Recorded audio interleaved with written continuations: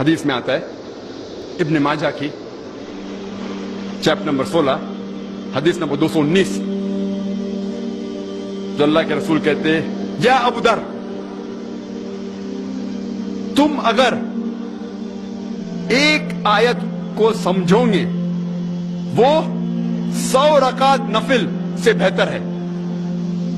اللہ کے رسول فرماتے یا ابو در تم اگر ایک قرآن کی آیت کو سمجھو گے وہ 100 رکعت صلاح نوافل صلاح سے بہتر ہے. اور ایک رکعت میں کم از کم سورہ فاتحہ تو پڑھنا چاہیے آپ کو. کم از کم 7 آیتیں ہیں. 100 رکعت میں کم از کم 700 آیتیں ہیں. تو اللہ کے رسول فرماتے ایک آیت کو سمجھ کے پڑھنا سمجھنا 700 آیت کی تلاوت کرنے سے بہتر ہے. یعنی سمجھنا 700 گنا صرف تلاوت سے بہتر ہے. اللہ کے رسول فرماتے ابن ماجہ میں اور یہ صحیح حدیث ہے. ہم لوگ سے پوچھتے ہیں قرآن شریف کیوں نازل کیا گیا تو لوگ کہتے ہیں جب اوپننگ سرمنی ہوتی نا اوپننگ سرمنی آفس کی تو قرآن شریف پڑھنے کا. جب گھر کا افتتاح ہوتا ہے تو قرآن شریف پڑھنے کا. جب کوئی مر گیا تو قرآن خوانی کرتے. تو قرآن شریف نازل کیا گیا تھا قرآن خوانی کے لیے. اور لوگ کرتے ختم قرآن 1 2 3 ختم قرآن کے رمضان میں 3 بار 4 بار 10 بار. الحمدللہ آپ کو ثواب ملے گا انشاءاللہ ملے گا. لیکن اگر آپ رمضان میں 2 بار ختم قرآن کرتے ہیں میری یہ رائے رہے گی کہ 1 بار عربی میں پڑھو اور 1 بار ترجمہ پڑھو وہ بہتر ہے. کم از کم سمجھ میں تو آئیں گا آپ کو. اور اگر آپ چاہتے ہیں کہ اوپننگ سرمنی میں قرآن خوانی ہو یا افتتاح ہو گھر کا تو قرآن خوانی ہو کوئی مر جاتا قرآن خوانی. میں کوئی قرآن کی آیت میں صحیح حدیث میں نہیں جانتا ہوں کہ محمد صلی اللہ علیہ وسلم یا صحابہ کوئی مر جاتا تو قرآن پڑھتے تھے یا کوئی افتتاح کے لیے قرآن پڑھتے تھے.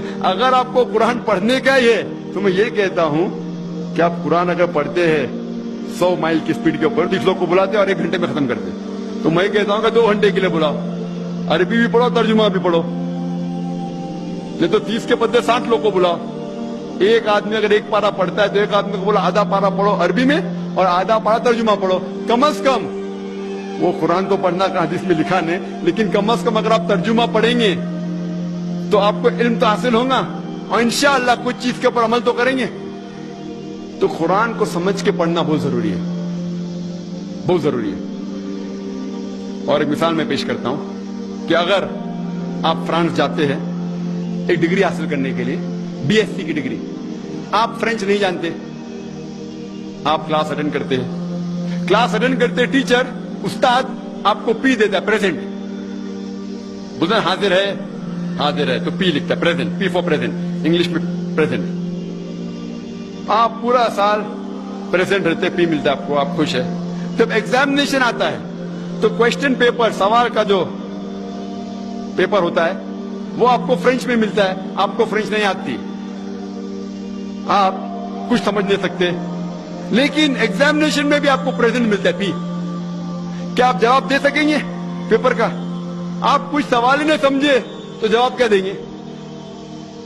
تو یہ پی جو ہے وہ پریزنٹ کے لیے پاس کے لیے نہیں. آپ ایگزامینیشن میں فیل ہو جائیں گے.